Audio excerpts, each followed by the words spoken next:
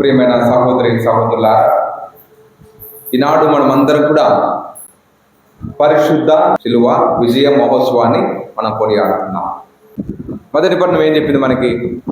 మోసే ఏదో పాముల బాధల నుండి మమ్మల్ని కాపాడని మోసేని వాళ్ళందరూ మొరపెట్టారు. అలా ప్రార్థించడం తర్వాత దాని యొక్క ఫలితము మళ్ళీ మోసే తిరిగి 50ని మొరపెట్టుకోవడం, ఆ విధంగా వారు రక్షింపబడ్డారు అని చెప్తున్నారు. ఇంకా సువిశేష పట్టణంలో మనందరి యొక్క లోక పాపం పరిహరించడానికి క్రీస్తు ప్రభువు ఆ యొక్క శిలువపై వేలాడుతూ మనకు విమోచనను కలిగించాడని చెప్పేసి సువిశేష పట్టణం చెప్తున్నారు. ఇంకా ఏమి చెప్తుందంటే ఫిలిప్పీలకు రాసిన లేఖ 2వ అధ్యాయంలో అక్కడ ఏం చెప్పబడుతుందంటే, పరలోక భూలోక పాతాళలోక మందలి సమస్త జీవులు క్రీస్తు నామమునకు మోకాలు వంచి వినతులు కావలేను అంటున్నాడు. కాబట్టి నువ్వు బ్రతికి బట్టగట్టాలంటే సమస్తము, అది పరలోకంలో కావచ్చు, భూలోకంలో కావచ్చు, పాతాళ లోకంలో కూడా యేసు ప్రభువు నామమున ఎవరైతే ఆయన దగ్గర మోకరించి ప్రార్థన చేస్తారో వారే బ్రతుకుతారు, వారే సజీవంగా ఉంటారు, వారికే రక్షణ దొరుకుతుంది అని చెప్పేసి ఆ లాస్ట్ గా 2వ పట్టణంలో చెప్పబడుతుంది. ప్రియమైన సహోదరి సహోదరులు, మనం గమనిస్తే అక్కడ కొన్ని వాక్యాలు నాకు ప్రేరేపించింది. ఏమనిందంటే, ఆ ప్రజలు సహనమును కోల్పోయిరి అంటున్నారు. ప్రజలు సహనాన్ని కోల్పోయినారు. ఈ మాట మనకు చాలా అవసరం. మనం కూడా మన జీవితాల్లో ఎన్నోసార్లు సహనాన్ని కోల్పోతాం, ఓర్పును కోల్పోతుంటాం.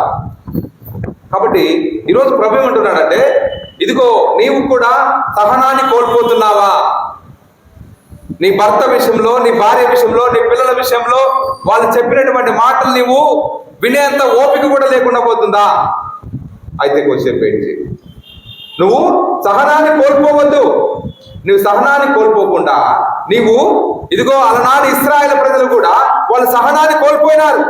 ఎందుకంటే వాళ్ళు ఏంటి పాడుకూడు పెడుతున్నావు, మాకు ఎప్పుడు కూడా ఈ మన్నా భోజనం పెడుతున్నావు, కాబట్టి ఈ ఫుడ్ మాకు వద్దు, నువ్వు మమ్మల్ని ఇక్కడికి సంబరానికి తీసుకొని వచ్చావా అని చెప్పేసి ఆ ఎడారిలో ఉన్నటువంటి ఆ ఇశ్రాయేలు ప్రజలందరూ కూడా మోషేను తిట్టడం మనం చూస్తున్నాం. అక్కడ ఏం చెప్తుంది?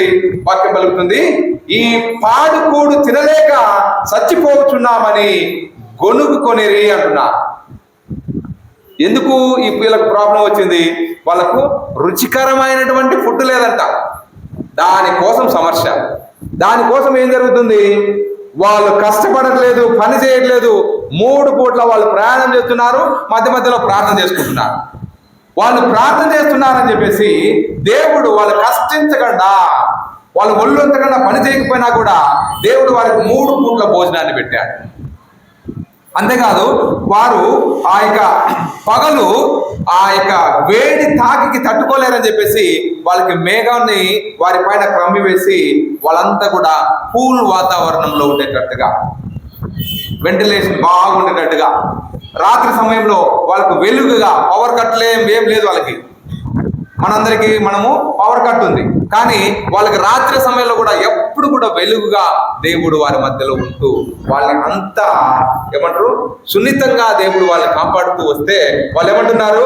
వారు సహనాన్ని కోల్పోతున్నారు. ఈ వాక్యం మనం బాగా అర్థం చేసుకోవాలి. అంటే దేవుడు వాళ్ళకి చూపించినటువంటి ప్రేమను వాళ్ళు తృణీకరిస్తున్నారు.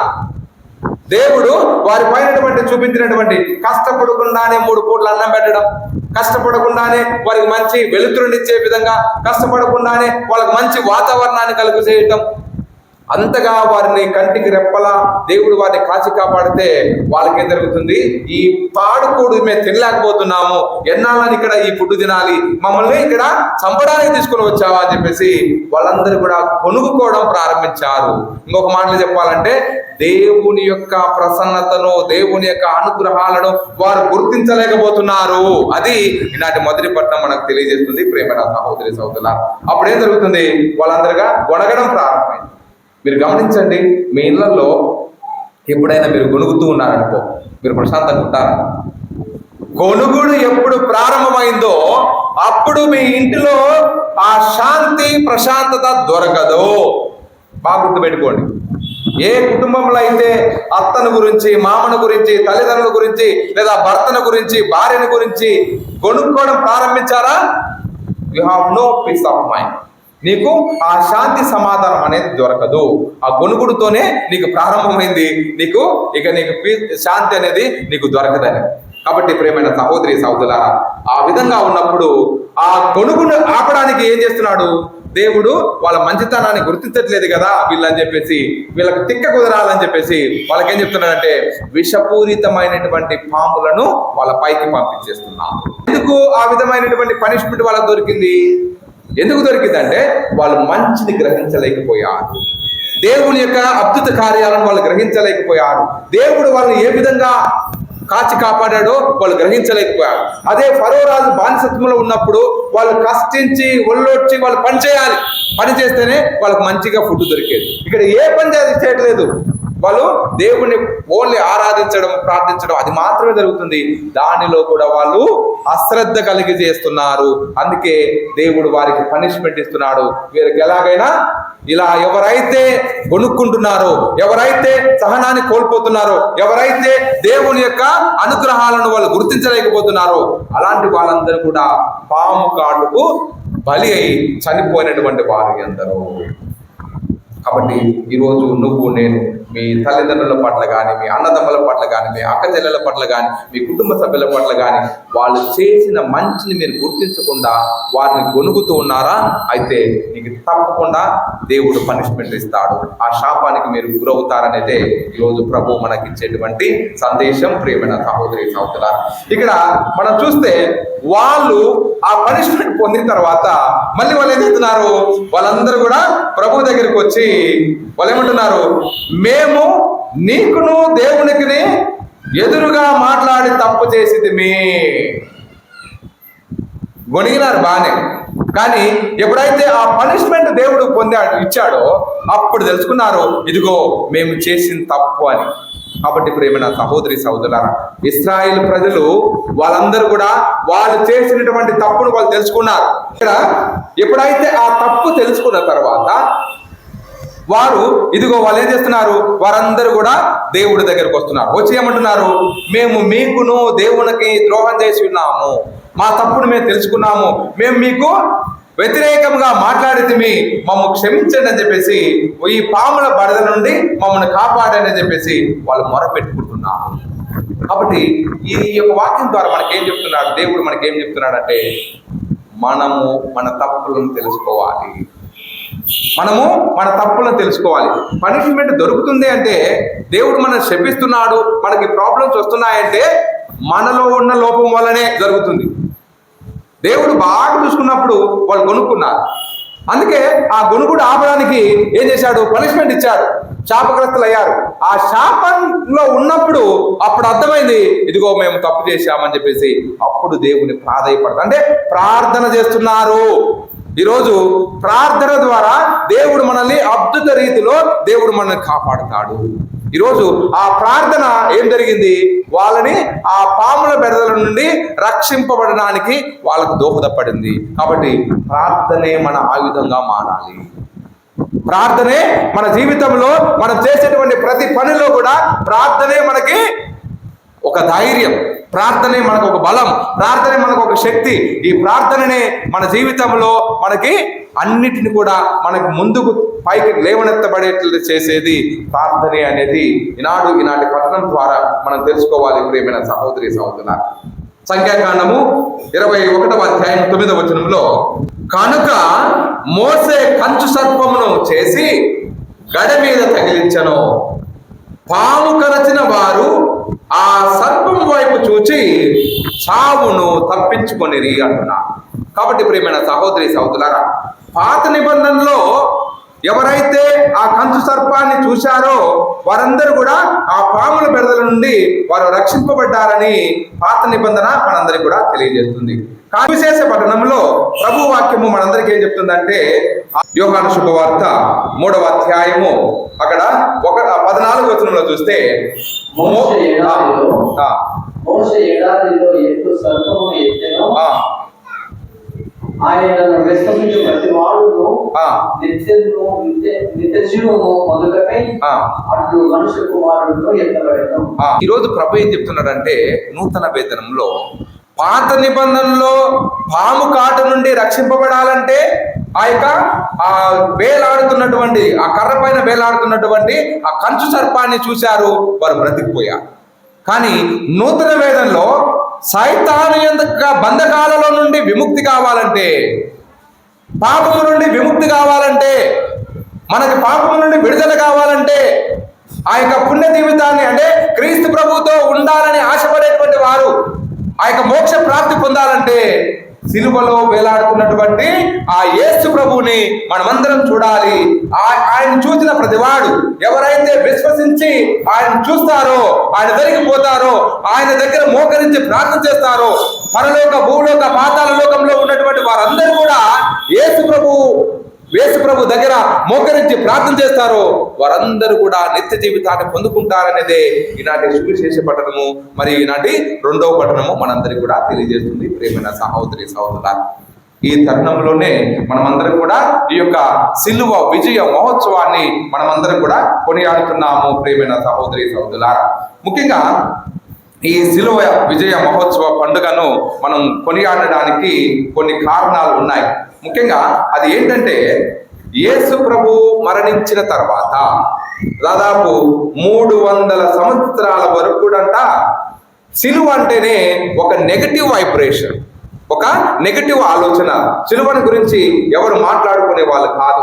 ఎందుకంటే సిలువ మరణం అనేది అది రోమీలు వాళ్ళు ఆ కాలంలో వారికి విధించేటువంటి, ఎవరికి విధించేటువంటి వారంటే అది తిరుగుబాటు దొంగలకు, తప్పు చేసినటువంటి వారికి, బానిసలకు, దేశద్రోహులకు, అట్లా పెద్ద భయంకరమైన తప్పు చేసినటువంటి వారికి ఆ సిలువ మరణాన్ని వారు విధించేటువంటి వారు. ఆ సిలువ మరణము విధించినప్పుడు వారు ఏం చేస్తారంటే, ఒక భారమైనటువంటి 2 కొయ్యలను ఆ విధంగా సిలువ ఆకారంలో పెట్టి మొయ్యలేనటి సాధ్యం కానటువంటి భారాన్ని ఆ ప్రజలమైన మోపుతూ, ఇదిగో ఈ వ్యక్తి దేశద్రోహిగా నిలబడుతున్నాడు, ఈ వ్యక్తి వల్ల మన యొక్క సంఘం అంతా కూడా మలినమైపోతుంది, అలాంటి వాళ్ళను మనం బ్రతకనివ్వకూడదు అని చెప్పేసి దానికి సూచికగా వాళ్ళు ఏం చెప్తారంటే, ఇదిగో ఈ వ్యక్తి లాగా ఎవరైతే తప్పు చేస్తారో వాళ్ళందరికీ కూడా ఇలాంటి ఘోరమైనటువంటి శిక్షకు మీరందరూ కూడా గురవుతారని చెప్పేసి ఆ సిలువను ఊరు మొత్తం కూడా అందరు తెలిసేలా, గ్రామం అంతా తెలిసేలా ఆ సిలువను మోపించుతూ ఊరి పొలిమేరకు పోయి కొండ పైన ఎత్తైనటువంటి శిఖరం పైన ఆ సిలువను నాటడం మనం చూస్తున్నాం. ఆ సిలువను నాటి అక్కడ ఆ సిలువను విధించడము మనం చూస్తున్నాం. ఆ సమయంలో ఆ సిలువలో ఉన్నప్పుడు, ఎందుకంటే అవమానకరంగా ఉన్నటువంటి ఆ సిలువను ఎంతో మంది ఈ విధంగా చనిపోతున్నాడా అని చెప్పి చూడ్డానికి వచ్చేటువంటి వాళ్ళు ఎంతో మంది, అరే ఆ సిలువలో నుండి అతను ఏం మాట్లాడతాడు, ఈ విధంగా అతన్ని దోషిగా అందరూ కూడా చిత్రీకరిస్తున్నారు కదా, మరణించే సమయంలో ఆయన నోటిలో నుండి ఏం మాట్లాడతారని చెప్పేసి ఎంతో మంది వాళ్ళ యొక్క మాటల కోసం ఎదురు చూసేటువంటి వారు ఎందరో. కానీ ఆ విధంగా చనిపోయేటప్పుడు వాళ్ళేం మంచి మాటలు మాట్లాడతారా? మంచి మాటలు మాట్లాడతారా? ఎవ్వరు మంచి మాటలు మాట్లాడరు. అందరూ కూడా దూషించేటువంటి వారు, ఆ శిక్షను ఎవరైతే విధిస్తున్నారో వారందరినీ కూడా తిట్టేటువంటి వారు, అక్కడ ఉన్నటువంటి ఆ సంఘంలో ఉన్నటువంటి వారందరినీ కూడా ఏమి నేను మాత్రమే తప్పు చేశానా, మీలో ఎవరు కూడా తప్పు చేయలేదా అని నిందించేటువంటి వారు ఎంతో మంది. కానీ ఆ విధంగా వాళ్ళ తిట్టు మాటలు భరించలేక వాళ్ళు ఏం చేసేవాళ్ళంట, బ్రతికుండగానే సిలువలో వాళ్ళకి నాలుకలను కట్ చేసేటువంటి వారట. ఆ విధమైనటువంటి ఘోరమైనటువంటి మరణాన్ని వాళ్ళు పొందుకునేవారు. నాలుకలను కట్ చేసేవాళ్ళు. తర్వాత సాయంత్రం వరకు ఆ నాలుక కట్ చేసిన తర్వాత బ్లీడింగ్ పోతున్నప్పుడు ఒకవేళ వాళ్ళు చనిపోకపోతే వాళ్ళు ఏం చేసేవాళ్ళంటే కాళ్ళు చేతుల్ని విరగొట్టేటువంటి వారు. విరగొట్టినప్పుడు ఆ రాబంధువులు వచ్చి వాళ్ళని పొడుచుకొని చంపుకొని తినేటువంటి వాడిని. ఆ విధంగా ఆ బాడీని అక్కడే వదిలేసి వెళ్ళేటువంటి వారు. సాయంత్రం అయినప్పుడు ఒకవేళ వాళ్ళు చనిపోయి ఆ బాడీన ఉంటే భూస్థాపితం చేసేవారు, లేకపోతే ఆ విధంగానే పక్షులకు గరదలకి ఆ విధంగా వదిలేసేటువంటి వారు. అది ఆ కాలం సిలువ మరణంకున్నటువంటి ఆ హిస్టరీ, చరిత్ర. కానీ అలాంటి దుర్భరమైనటువంటి మరణాన్ని ఎవరు పొందుకున్నారు? యేసు ప్రభు పొందుకున్నారు. యేసు ప్రభు ఆ యొక్క మరణాన్ని పొందుకునే సమయంలో కూడా, ఆ మరణాన్ని విధించినటువంటి ఆ యొక్క వ్యక్తి కూడా ఏమని చెప్తాడంటే, ఆ పిలాతు, ఈయనలో నాకు ఏ దోషము కనిపించదు, ఈయన చూస్తే ఒక నిరపరాధిలా ఉన్నాడు, ఈయనను నేను విడుదల చేయాలనుకుంటున్నాను. పాస్కా పండుగ సందర్భంలో మనం అందరం కూడా ఒక దొంగకు విడుదలను ఇస్తాం కదా, ఆ విధంగా ఏమీ తప్పు చేయనటువంటి ఒక నిరపరాధిని విడుదల చేస్తే మనకు పుణ్యం ఉంటుంది, ఈయనను విడుదల చేద్దామని ఆ యొక్క పిలాతు సహితము చెప్పడం జరిగింది. అయినప్పటికీ అక్కడ ఉన్నటువంటి ఏ ఒక్కరు కూడా దానికి సహకరించలేదు. అక్కడ ఉన్నటువంటి ఎంతో మంది ప్రజలు అందరూ కూడా క్రీస్తు ప్రభు యొక్క మన్ననలు పొందుకున్నటువంటి వాళ్ళే, క్రీస్తు ప్రభు యొక్క దీవెనలు పొందుకున్నటువంటి వాళ్ళే. కానీ ఎవ్వరు కూడా దానికి సహకరించలేదు. సహకరించకపోయినప్పటికీ వాళ్ళందరూ కూడా దానికి మౌనం వహించారు. అంటే అతని దోషిగానే వారు ఉండటము, వాళ్ళందరికీ కూడా దోషిగా మన మౌనం వలనే ఆయన పాపములను ఆ యొక్క అనుభవిస్తున్నాడని వాళ్ళందరూ కూడా తెలిసినప్పటికీ కూడా వాళ్ళు మాట్లాడలేనటువంటి పరిస్థితి అది. సరే, ఆ విధంగా వారందరూ కూడా అక్కడ నిలబడిన వాళ్ళందరూ కూడా ఆ ప్రభువుకి శిక్షార్హులకు వాళ్ళందరూ కూడా వాళ్ళు ప్రత్యక్షంగాను పరోక్షంగాను కారకులయ్యారు. దేవుడు అంటే యేసు ప్రభువుని ఆ సిలువ మోస్తున్నప్పుడు అందరూ కూడా ఆయన వదిలిపెట్టి పోలేకపోయారు. సరే, ఆ ప్రభువుని మనం కూడా అనుసరిద్దామని చెప్పేసి, ఆయన నిరపరాధి కదా, సరే ఆయన దగ్గరికి పోదాం, ఆయన ఇంత ఏ పాపం లేకపోయినప్పటికీ ఆయన ఈ సిలువ మరణాన్ని పొందాడు కదా, ఆయన నోటిలో నుండి ఏం మాటలు మాట్లాడతాడో మనం చూద్దామని ఎంతో ఈగర్లీ వెయిటింగ్, వాళ్ళందరూ కూడా ఎంతో ఎదురు చూస్తున్నారు, నిశ్శబ్దంగా ఉన్నారు. ఆ యేసు ప్రభు సిలువలో నుంచి వేలాడుతున్నప్పుడు ఆయన పలికినటువంటి మొట్టమొదటి మాట, తండ్రి వీరేం చేయుచున్నారో వీరికి తెలియదు, వీరిని క్షమించాలి. అప్పటి వరకు ఎంతో కొన్ని వేల మంది ఆ సిలువ మరణాన్ని పొందుకున్నారు, కానీ అందరూ వాళ్ళ యొక్క వినాశనాన్ని కోరుకున్నారు. కానీ క్రీస్తు ప్రభు ఒక్కడే ఆయన వినాశనం కోరలా. ఆయన ఏం కోరుకున్నాడంటే, వాళ్ళని బ్రతకనివ్వండి. వారు ఏం చేశారో వాళ్ళకి తెలియట్లేదు, వారు ఎందుకు ఆ విధంగా ప్రవర్తిస్తున్నారో వాళ్ళకి అర్థం కావట్లేదు. ఇక్కడున్న ప్రతి ఒక్కరికి నేను మంచి చేశాను, అనేకమైనటువంటి అద్భుతాలు చేశాను, చనిపోయినటువంటి వాళ్ళని సైతం లేపాను, వాళ్ళకి భోజనాన్ని ఇచ్చాను, వాళ్ళకి కుంటి వారికి, మూగవారికి, గుడ్డివారు, ఇట్లా ఆ అస్వస్థత ఉన్నటువంటి వారు, రోగ పీడితులకి, సైతాన్ యొక్క బంధకాల్లో ఉన్నటువంటి వారికి, కుష్ఠరోగితో ఉన్నటువంటి వారికి, ఎంతో మంది, ప్రతి ఒక్క కుటుంబము ఇక్కడ ఆ ప్రభువు నుండి లబ్ధి పొందినటువంటి కుటుంబమే. అయినప్పటికీ కూడా అందరూ కూడా ఈరోజు ఆయన చావు కోరుకుంటున్నారు. కానీ ప్రభు చెప్తున్నాడు, ఇక్కడ ఉన్నటువంటి వాళ్ళందరూ కూడా, ప్రభువా తండ్రి వీరేమి చేస్తున్నారో వీరికి తెలియదు, వీరిని క్షమించండి అంటున్నాను. కాబట్టి ఈరోజు సిలువ విజయ మహోత్సవాన్ని మనం కొనియాడుతున్నాం. ఈరోజు మనమందరం కూడా ఆ సైనికులు, బంట్రోతులు వాళ్ళందరూ కూడా ఏమనుకున్నారంటే, యేసు ప్రభువుని సిలువలో ఆయన మరణించేలా చేసి మనం విజయాన్ని పొందుకున్నామని ఒకవైపు వాళ్ళు విర్రవెక్కుతున్నారు. కానీ ఆ నిజమైనటువంటి విజయం ఏంటంటే, సిలువలో ప్రాణం పోతుంది కూడా, ఇదిగో నా ప్రాణం తీయడానికి కారకులైనటువంటి వారందరూ కూడా మళ్ళీ బ్రతకాలని ఆశపడినటువంటి వ్యక్తి ఆ క్రీస్తు ప్రభువు. ఆ సిలువలో నుండి ఆయన మొట్టమొదటిగా పలికినటువంటి మాట, అందరూ రక్షింపబడాలి, అందరూ దీవించబడాలి, అందరూ మోక్ష ప్రాప్తిని పొందుకోవాలని ఆశపడినటువంటి వ్యక్తి ఆ క్రీస్తు ప్రభువు. కాబట్టి ప్రియమైన సహోదరి సహోదరులారా, ఈరోజు సిలువ విజయం ఏ విధంగా పొందుతున్నారంటే, ఆ వ్యక్తి అందరూ కూడా రక్షింపబడాలని ప్రార్థించడం ద్వారా ఆయన సిలువలో విజయాన్ని పొందుకుంటున్నారు.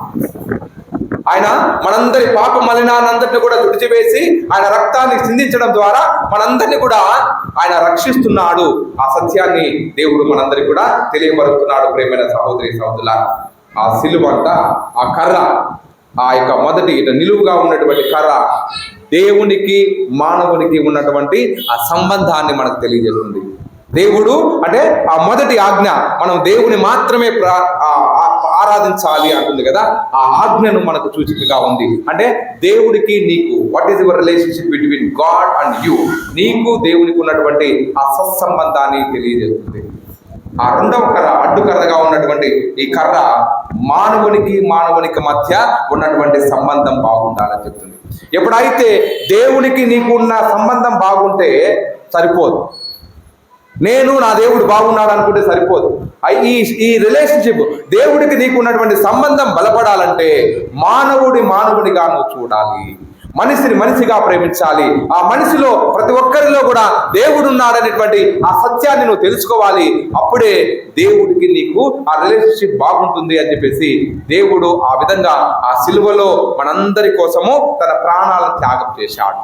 అందుకే దేవుణ్ణి ఒకసారి ఒకరు అన్నారంట, నువ్వు ఎంతగా నువ్వు ప్రేమించావంటే దేవుడు ఏం చెప్తున్నాడు, ఈ stretched out his hands and ఈ డైడ్ అని చెప్తారు. మనము ఒక గ్రీటింగ్ కార్డులలో అక్కడక్కడ చూస్తుంటాం. దేవుడు ఎంతగా నువ్వు ప్రేమిస్తున్నావు మానవులు అంటే, తాను చేతులు చాచి ఈ విధముగా చేయి చాచి ఇంతగా నేను ప్రేమిస్తున్నాను అన్నాడంట. అంటే దాని అర్థం ఏంటంటే సిలువ మరణం వరకు దేవుడు తన రక్తపు బొట్టు, చివరి బొట్టు కార్చేంత వరకు కూడా దేవుడు మనల్ని ప్రేమిస్తున్నాడనేసి ఆ సత్యాన్ని దేవుడు మనకు తెలియజేస్తున్నాడు. ప్రియమైన సహోదరి సహోదరులారా, ఒకటి, దేవుడు ఆ శత్రువులు సహితం ప్రేమించండి, వారి కోసం ప్రార్థించండి అని చెప్పాడు. రెండో మాట అక్కడ ఏం చెప్తున్నాడంటే, ఒక దొంగ వాడితో పలికినటువంటి మాట ఏం చెప్తున్నాడు, ఇదిగో నేనే నీవు నాతో కూడా పరలోక రాజ్యంలో ఉంటావు అని చెప్పాడు. ఆడ ఇద్దరు దొంగలు ఉన్నారు, కానీ ఒక దొంగతోనే మాట్లాడాడు. ఇంకొక దొంగ ఏమన్నాడంటే, ఇదిగో నీవు దైవ కుమారుడు కదా, నీవు ఈ యొక్క ఘోరమైనటువంటి మరణాన్ని నువ్వు ఎందుకు పొందుతున్నా, నువ్వు నిరపరాధైనప్పుడు నిన్ను నువ్వు రక్షించుకొని మమ్మల్ని కూడా రక్షించవచ్చు కదా, అంత దీన స్థితిలో నువ్వు ఉండకపోతే మమ్మల్ని కూడా రక్షించవచ్చు కదా అని చెప్పి. అంటే అక్కడ ఏం చెప్తున్నాడంటే, దేవుని యొక్క ఆ అనుగ్రహాలను, దేవుడి యొక్క ఆ శక్తిని ఆయన కించపరుస్తూ మాట్లాడుతున్నాడు. కానీ కుడివైపు ఉన్నటువంటి దొంగ ఏం చెప్తున్నాడంటే, ఇదిగో నేను తప్పు చేశాను, ఇదిగో ఈ శిక్షను అనుభవించడము ఇది నాకు కరెక్టే, కానీ ప్రభువా నా తప్పు నేను తెలుసుకున్నాను, నేను నీ రాజ్యంలోకి ప్రవేశించినప్పుడు నన్ను నువ్వు జ్ఞాపకం చేసుకోనయ్యా అని చెప్పి అడిగి ఉన్నాడు. అంటే చివరి క్షణంలో కూడా కరుడు కట్టినటువంటి మనుషులకు రక్షణ లేదు, లేదా వాళ్ళకు విడుదల లేదు, వారు మోక్ష ప్రాప్తి పొందరు అనేదానికి అది తప్పు. చివరి క్షణంలో కూడా దేవుని యందు రక్షణ ఉంది అని నిరూపించాడు క్రీస్తు ప్రభు ఆ సిలువలో నుండి. కాబట్టి సిలువలో నుండి మనకు నేర్పించేటువంటి సందేశం ఏంటంటే, మారు మనసు పొందాలి. ఆ వ్యక్తి ఏ విధముగా అయితే మారు మనసు పొందడం ద్వారా ఆ యొక్క మోక్ష ప్రాప్తిని పొందుకున్నాడో, ఈరోజు నువ్వు నేను మనమందరం కూడా ఆ విధంగా మారు మనసు పొందాలి అనేది ప్రభు మనకు నేర్పించేటువంటి సందేశం. సిలువలో ప్రాణత్యాగం, ఆయన త్యాగాన్ని చేస్తున్నాడు, ఆయన ప్రాణాన్ని త్యాగం చేస్తున్నాడు. కాబట్టి సిలువ నుండి మనం నేర్చుకోవాల్సిన ప్రతి ఒక్క క్రైస్తవుడు ఏంటంటే, మనము ఇతరుల కోసం, మంచి కోసం మనం త్యాగం చేయాలి. కొన్ని మన అలవాట్లను మనం మార్చుకోవాలి. మన యొక్క చెడు అలవాట్లకి మనం గుడ్ బై చెప్పి మంచి కోసము మనము పనిచేసేటువంటి బిడ్డలుగా మనం మారిపోవాలనేదే ప్రభు మనకిచ్చేటువంటి సందేశం. ప్రియమైన సహోదరి సహోదరులారా, ఇంకా మనం చూస్తే ఈ యొక్క సిలువలో మనం చూస్తున్నాం, ఆ సిలువ ద్వారా మనము, ఆ సిలువ అంటే యేసు ప్రభు బ్రతికున్నప్పుడు సిలువలో ఆ విధంగా మనం రక్షించడం జరుగుతుంది, పాపులు సహితము మోక్షం ఉందని చెప్పాడు. అదేవిధంగా సిలువలో నుండే తన తల్లిని మనందరికీ గిఫ్ట్గా ఇచ్చాడు. మానవాళి అందరికీ ఆ మరియ తల్లిని మనందరికీ కూడా గిఫ్ట్గా ఇవ్వడం జరుగుతుంది. ప్రియమైన సహోదరి సహోదరులారా, ఇంకా మనం చూస్తే యేసు ప్రభు ఆ మరణించినటువంటి తర్వాత, సిలువలో నుండి మరణించిన తర్వాత, సిలువలో అప్పుడు ప్రాణం ఉన్నప్పుడు రక్షించాడు, కానీ యేసు ప్రభు మరణించిన తర్వాత కూడా అక్కడ ఉన్నటువంటి ఒక బంట్రోతు పోయి ఒక పళ్ళెం తీసుకొని ఆయన ప్రక్కలో పొడవడం జరుగుతుంది. పొడిచిన తర్వాత ఆయన శరీరంలో నుండి రక్తము, నీరు స్రవించడం మనం చూస్తున్నాం. ఆ రక్తము ఎవరైతే పొడిచినారో ఆ వ్యక్తి కళ్ళలో పడుతుందంట. మామూలుగా చరిత్ర చెప్తుంది, ఆయన పేరు లాగ్వినస్. ఆ వ్యక్తి కనుచూపు తక్కువ ఉందంట. కనుచూపు ఆయన లేదని, గురుడ్డివాడని చెప్తారు. కానీ ఆ వ్యక్తికి ఎప్పుడైతే ఆ ప్రభు చనిపోయిన తర్వాత కూడా ఆయన బాడీలో నుంచి వచ్చినటువంటి ఆ బ్లడ్ ఆయన కంట్లో పడినప్పుడు ఆయనకు చనిపోయేంత వరకు కూడా ఆయన చూపు స్పష్టంగా కనపడింది అని చెప్పేసి, ఆ విధంగా ఆయన స్వస్థత పొందుకున్నాడని చెప్పేసి మనకు చరిత్ర చెబుతుంది. కాబట్టి ప్రియమైన సహోదరులారా, సిలువలో వేలాడుతున్నటువంటి యేసు ప్రభు బ్రతికున్నప్పుడు రక్షించాడు, యేసు ప్రభు మరణించినప్పుడు రక్షించాడు. యేసు ప్రభు మరణించిన తర్వాత ఆయన బాడీలో ఉన్నటువంటి ఆ బ్లడ్ కూడా వారికి స్వస్థతను చేకూర్చింది. అదేవిధంగా మనము కాన్స్టాంటైన్ ది గ్రేట్ అనేటువంటి ఒక వ్యక్తి ఉంటాడు. ఆయన ఒక ఎంపరర్. ఆయన చరిత్ర చెప్తుంది మనకు, నేను ఇందాక మొదట్లో చెప్పాను, 300 సంవత్సరాల వరకు కూడా క్రీస్తు ప్రభు చనిపోయిన తర్వాత 300 సంవత్సరాల వరకు కూడా సిలువను గురించి అది ఒక నెగటివ్ వైబ్రేషన్, అందరికి కూడా చెడుగా మాట్లాడేటువంటి వారు. అది దొంగలకు మాత్రమే, లేదా తిరుగుబాట్లకు మాత్రమే, దేశద్రోహులకు మాత్రమే విధించేటువంటి ఒక శిక్షగా వాళ్ళు పరిగణించేటువంటి వారు. కానీ 300 నుంచి 600 సంవత్సరాల తర్వాత అప్పుడు సిలువ అనేది వెలుగులోకి వచ్చింది. అది అసూచికరమైనది కాదు, అది పవిత్రమైనది. ఆ సిలువను మనం ధరించాలి, ఆ సిలువను మనం మోసుకొని పోవాలి, ఆ సిలువ ఏందే మనకు రక్షణ ఉంది అని చాటి చెప్పినటువంటి వ్యక్తి రోమన్ ఎంపరర్ అయినటువంటి కాన్స్టాంటైన్ ది గ్రేట్ అనేటువంటి వ్యక్తి. ఆయన రాజ్యపాలన చేస్తున్నప్పుడు శత్రు సైన్యము ఆయన్ని సంహరిస్తుంది. ఆయన ఏమనుకున్నాడంటే క్రైస్తవులందరినీ కూడా ఒక ఐక్యమత్యంగా పాలించాలని చెప్పేసి అనుకున్నారు. కానీ ఆ శత్రు సైన్యము ఆయనపైకి దండవెత్తి వచ్చినప్పుడు ఆయన ఏం చేస్తాడంటే, ఆయన ప్రార్థన చేసుకున్నప్పుడు దర్శనంలో ఆయనకు ఒక దర్శనం ఈ విధంగా కనబడుతుంది. ఏమనంటే, ప్రతి ఒక్క సైనికుడికి ఒక జెండాను మీరు ధరించండి, ఆ జెండా పైన సిలువ గుర్తు వేయండి అని చెప్పేసి దర్శనంలో చెప్పడం జరుగుతుంది. ఆ వ్యక్తి ఏం చేస్తాడంటే, సైనికులందరికీ కూడా ఆ జెండా, సిలువ ఆకారంలో ఉన్నటువంటి ఆ జెండను పట్టుకొని వారందరూ కూడా యుద్ధానికి పోతారు. ఇది చరిత్రలో జరిగినటువంటి సంఘటన. యేసు ప్రభు చనిపోయిన ఒక 300 సంవత్సరాలు దాటిన తర్వాత జరిగినటువంటి సంఘటన. అప్పుడు ఏం జరుగుతుందంటే, వారందరూ కూడా విజయాన్ని పొందుకుంటారు, ఆ యుద్ధంలో వారు విజయాన్ని పొందుకుంటారు. అప్పుడు ఆయన ఏం చేస్తాడంటే, ఆయన నివసిస్తున్నటువంటి ఆ భవనం, ఈరోజు పోపు గారు నివసించేటువంటి భవనం, ఈరోజు మన యావత్ శ్రీ సభ అంతా కూడా ఆ కాన్స్టాంటైన్ ది గ్రేట్ ఏ భవనంలో అయితే ఉన్నాడో ఆ భవనాన్ని మన క్రైస్తవులకి గిఫ్ట్గా ఇవ్వడం జరిగింది. అప్పుడు ఆయన అధికారపూర్వకంగా ప్రపంచంలో ఉన్నటువంటి అన్ని మతాల్లో కల్లా క్రైస్తవత్వం అనేది అధికారపూర్వకంగా అన్ని ప్రపంచం అంతా కూడా నేను ఈ మతం ఉండాలి అని ఆయన రాతపూర్వకంగా రాసి ఇచ్చాడు. అప్పటి నుండి ఈ క్రైస్తవత్వం అనేది ప్రపంచ నలుమూలలా వ్యాపించడం జరిగింది. అప్పటి నుండి ఈ సిలువ విజయ మహోత్సవ పండుగను మొట్టమొదటిసారిగా జరిపినటువంటి వ్యక్తి వాళ్ళు. ఆనాటి నుండి ఈ యొక్క సెప్టెంబర్ నెల ఈరోజు 14వ తేదీన మనం ఈ యొక్క సిలువ మహోత్సవాన్ని మనం కొనియాడుతున్నాం. అంతేకాదు, ఈ సిలువ ఒకటి యేసు ప్రభు మరణించిన తర్వాత కూడా ఈ విధంగా సిలువ బొమ్మను ధరించినటువంటి వాళ్ళు కూడా విజయాన్ని పొందుకున్నారు. ఇది జరిగిన తర్వాత వాళ్ళ తల్లి అయినటువంటి ఆమె పేరు హెలీనా. ఆమె ఏం జరుగుతుందంటే, ఆమె ఆ రాజు యొక్క తల్లి. ఆమె ఏం చేస్తుందంటే, ఆమె పుట్టు క్రైస్తవురాలు. ఆమె ఏం చేస్తుందంటే, ఇదిగో ఆయన అధికారపూర్వకంగా ఇక అందరికి కూడా స్వేచ్ఛ ఇచ్చాడు కదా ప్రార్థించడానికి, చర్చిలు కట్టుకోవడానికి. ఆ గవర్నమెంట్ వాళ్ళందరూ కూడా రూల్స్ పాస్ చేశాడు.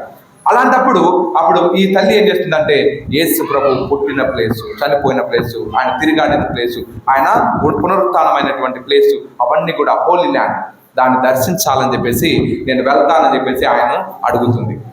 అడిగినప్పుడు తల్లి కోరిక కాదనకుండా ఆయన పంపించడం జరుగుతుంది. అప్పుడు ఆ తల్లి కాన్స్టాంటైన్ ది గ్రేట్ వారి యొక్క తల్లి అక్కడికి వెళ్ళి యేసు ప్రభు చనిపోయినటువంటి ఆ కొండపైకి వెళ్తుంది.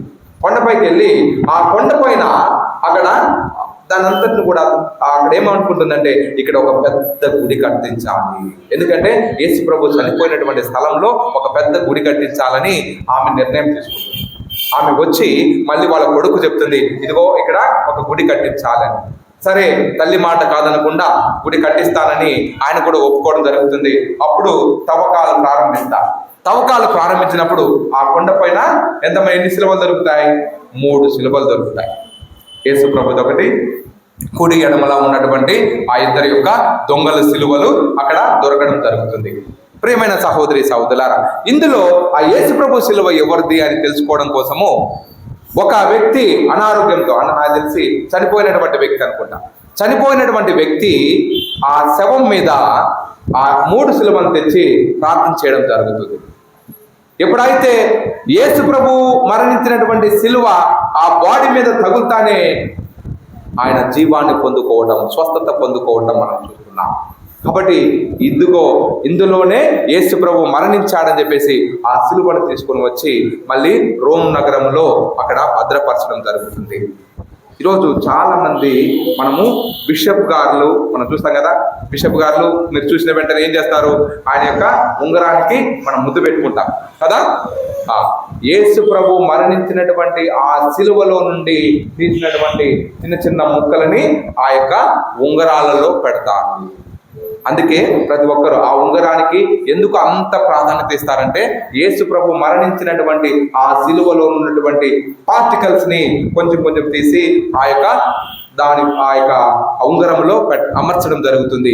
ఆ విధంగా మనందరికీ ఆ ఉంగరము మనకి అధికారానికి, యేసు ప్రభు పాలించడానికి అధికారానికి, రక్షణకు మనందరికీ కూడా అది దానివల్ల మనకు దీవెనలు వస్తాయనేటువంటి సూచికగా మనమందరం కూడా ఆ దానిని కిస్ చేయడం జరుగుతుంది. అంతేకాదు కొన్ని కొన్ని కొన్ని పెద్ద పెద్ద ప్యారిస్, పెద్ద పెద్ద చర్చిలు ఇలా టేబుల్ యొక్క పీఠం ఉంటాయి కదా, ఆ బలిపీఠంలో కూడా ఆ బలిపీఠం మధ్యలో ఒక చిన్న ఒక ప్లేస్లో ఆ సిలువలో నుంచి వచ్చినటువంటి ఆ ముక్కల్ని మామూలుగా ప్రతి ఒక్క బిషప్ దగ్గర ఉంటాయి. దాన్ని ఏమంటారు, రిలీక్స్ అంట. వాటిని తీసుకొని వచ్చి ఈ యొక్క ఆల్టర్ పైన అక్కడ పొందుపరచడం జరుగుతుంది. ఆ విధంగా అందుకనే వాళ్ళందరూ కూడా వచ్చి ఏం చేస్తారు, వచ్చిన వెంటనే ఈ యొక్క పీఠాన్ని ముద్దుకుంటారు. ఎందుకు, యేసు ప్రభు మరణించినటువంటి ఆ యొక్క సిలువలో నుండి వచ్చినటువంటి ఆ పార్టికల్స్ ఏమంటారు ఆ పీఠం పైన అమర్చుతారు. కాబట్టి అలా దొరకని పరీక్షంలో కొన్ని పునీతుల అవశేషాలను కూడా ఇందులో పెట్టడం జరుగుతుంది. ఆ విధంగా మనము ఆ సిలువకు మనము ఆ గౌరవాన్ని, ఆ రెస్పెక్ట్ ని మనమందరం కూడా ఇస్తూ ఉంటాం. శుభవార్త 16వ అధ్యాయం 24వ వచనంలో చూస్తే అక్కడ ఏం చెప్తున్నాడు, నన్ను అనుసరింపగోరువాడు తనను తాను పరిత్యజించుకొని తన సిలువనెత్తుకొని నన్ను అనుసరించండి అంటున్నాడు. అంటే దీని అర్థము మనమందరం కూడా ఒక పెద్ద సిలువ తయారు చేసుకొని ప్రతి ఒక్కరు కూడా దాన్ని మోసుకొని పోవాలని కాదు. యేసు ప్రభు సిలువలో పలికినటువంటి మాటల్ని దాన్ని మళ్ళీ మనం నెమరు వేసుకోవాలి. దానికి అనుగుణంగా మనం జీవించాలి. ఆయన చెప్పిన మాటలు శత్రువులు సహితం క్షమించమన్నాడు. ఆ విధంగా మనం క్షమిస్తూ మనం ముందుకు సాగిపోవాలి. అదే సిలువను మోసుకొని పోవడం అంటే. సిలువ అంటే శ్రమలు దానికి సూచికగా ఉన్నాయి. మనము శ్రమలు లేనిదే మనకు రక్షణ లేదు. అందుకే ప్రభు మనం కొన్నిసార్లు కొంతమంది చెప్తుంటారు, కొంతమంది పెద్ద పెద్ద వ్యక్తులు మనకు చెప్తుంటారు. ఏం చెప్తారంటే, పునీత థామస్ అక్వినా గారు ఏం చెప్తారంటే, నేను పుస్తకాల నుండి నేర్చుకున్న దానికన్నా సిలువ నుండి ఎక్కువగా నేను నేర్చుకున్నాను అంటున్నా. అంటే మనము బుకిష్ లాంగ్వేజ్ కంటే మనం సిలువలో నుండే దేవుడు మనకు అనేకమైనటువంటి ఆ మర్మాలు, సత్యాలన్నింటినీ కూడా మనకు తెలియజేస్తాడనేటువంటి ఆ సత్యాన్ని మనం తెలుసుకోవాలి. సిలువ లేనిదే క్రైస్తవత్వం లేదు. సిలువ అనగా శ్రమలు, సిలువ లేని జీవితము అలలు లేని సముద్రం లాంటిదని ఒక పునీతుడు చెప్తాడు. కాబట్టి ప్రియమైన సహోదరి సహోదరులారా, ఈ విధంగా సిలువ అనేది మనందరికీ విజయాన్ని సాధించిందని నేను చాలాసార్లు చెప్పాను. అది ఏ రకంగా మనకు విజయాన్ని సాధించిందంటే, రోమీలకు రాసిన లేఖ 6వ అధ్యాయము 9వ వచనంలో మనం చూస్తే అది మరణం పైన విజయాన్ని సాధించిందంట. అది మొదటి విజయం, మరణం పైన మనకు విజయాన్ని సాధించింది అని చెప్తున్నారు. 2వ వాక్యాన్ని మనం చూస్తే యోహాను శుభవార్త 12వ అధ్యాయము 31వ వచనంలో చూస్తే ఆ సిలువ సైతాను పైన విజయాన్ని సాధించింది అంటున్నారు. అదేవిధంగా మొదటి కొరింథీయులకు రాసిన లేఖ 15వ అధ్యాయము 56-57 వచనాలు చూస్తే అది సిలువ అనేది పాపం పైన విజయాన్ని సాధించింది అంటున్నారు. ఇంకా చివరిగా ఒక 3 మాటలు చెప్పేసి నా ప్రసంగాన్ని ముగించుకుంటాను. మామూలుగా సాధారణంగా మీరు చూడండి, మనం సిఎస్ఐ కానీ వేరే వేరే వేరే వేరే డినామినేషన్లలో చర్చిల్లో మనం చూస్తే ఒక కర్ర మాత్రమే ఉంటుంది, సిలువ ఆకారంలో ఉంటుంది. యేసు ప్రభు కనపడదు కదా. వేరే డినామినేషన్లో, వేరే చర్చిలలో కేవలము సిలువ మాత్రమే ఉంటుంది, కానీ యేసు ప్రభు ఉన్నాడు. కానీ మన ఆర్సిఎం సంఘస్థుల్లో మాత్రము యేసు ప్రభు సిలువ పైన వేలాడుతూ ఉంటారు. మనము వాక్యంలో మనం చూస్తాం ప్రియమైన సహోదరి సహోదరులారా, ఈనాటి సువిశేష పట్టణంలోనే మనం చూస్తున్నాం. అక్కడ ఏం చెప్పబడింది? అలనాడు ఎడారిలో మోసే ఏ విధముగా అయితే ఆ కంచు సర్పాన్ని చేసి ఆ యొక్క సిలువకు తగిలించాడో, వేలాడదీశాడు, అంటే పాము కాటుకు పడి బలైనటువంటి వారందరూ కూడా ఆ కంచు సర్పాన్ని చూసినటువంటి వారు రక్షింపబడ్డారు. ఈ రోజు నూతన వేదంలో కూడా ప్రభు ఏమంటున్నాడు? ఎవరైతే ప్రభువును విశ్వసిస్తారో, ఎవరైతే యేసుప్రభువును నమ్ముకుంటారో, ఆ సిలువలో వేలాడుతున్నటువంటి ఆయన్ని ఎవరైతే చూస్తారో వారికి నిత్య జీవితం ఉంటుంది అంటున్నారు. కాబట్టి ఈరోజు పరిశుద్ధ గ్రంథం మనకేం చెప్తుంది? సిలువలో వేలాడుతున్నటువంటి యేసుప్రభువును చూడమనేది. యేసుప్రభువు లేకుండా సిలువను చూడవద్దు. యేసుప్రభువు లేకుండా సిలువ చూస్తే నీకేమొస్తుంది? ప్రభు వాక్యం పలుకుతుంది, సిలువలో వేలాడుతున్నటువంటి యేసు ప్రభువును నువ్వు చూస్తే నీకు నిత్య జీవితం వస్తుంది అంటున్నాడు. కాబట్టి దానికి సూచికగానే ఈరోజు మనమందరము ఆ వేలాడుతున్నటువంటి యేసు ప్రభువుని మనము మన గుడిలో మనం పెట్టుకుంటాం. మనము మన హృదయాల పైన జపమాలలో మనం కూడా యేసు ప్రభు వేలాడుతున్నటువంటి ఆ సిలువే ఉంటుంది. మీరు చూసారా లేదు? కాబట్టి ఆ విధంగానే మనము ఆ యేసు ప్రభు వేలాడుతున్నటువంటి ఆ సిలువను, చాలా మంది అంటారు విగ్రహారాధన అంటారు. వాక్యమే చెప్తుందండి, వేలాడుతున్నటువంటి సిలువలో వేలాడుతున్నటువంటి యేసు ప్రభువుని మీరు చూడండి అంటున్నారు. ఇందులో ఇంకా ఎక్కడ విగ్రహారాధన అవుతుంది? అప్పుడు విగ్రహారాధన అయితే ఆ రోజు యావే దేవుడు కూడా ఆ కంచు సర్పాన్ని చేసి దాన్ని చూడబోయా అని చెప్పి ఉండకూడదు. ఆయన ఆ రోజు అలా చెప్పినాడు. అదే దేవుడు మళ్ళీ ఈ రోజు నూతన వేదంలో క్రీస్తు ప్రభు ఎవరైతే చూస్తారో వాళ్ళే రక్షింపబడతారని చెప్పారు.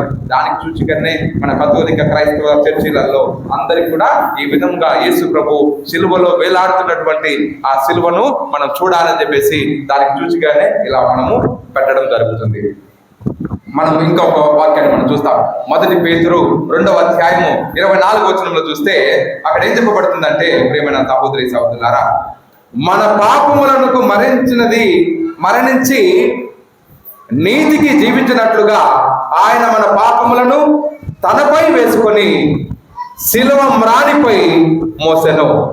ఆయన మాదిరిగా ఆయన పొందిన గాయములను చేత మనందరికీ స్వస్థతను పొందారంటున్నారు. అంటే ఈ వాక్యం మళ్ళీ సరిగా అర్థమయ్యేందుకు నేను చెప్తాను.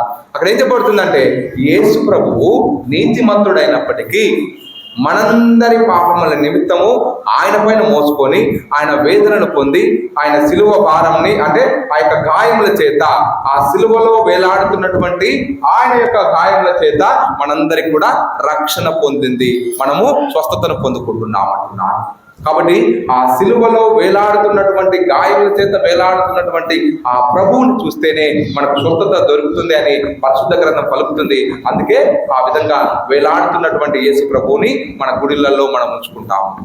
ఇక 3వదిగా గలతీయులకు రాసిన లేఖ 3వ అధ్యాయము 13వ వచనంలో చూస్తే, క్రీస్తు మన కొరకు ఒక శాపమై ధర్మశాస్త్రము తెచ్చిపెట్టిన శాపము నుండి మనలను విముక్తులను చేసెను.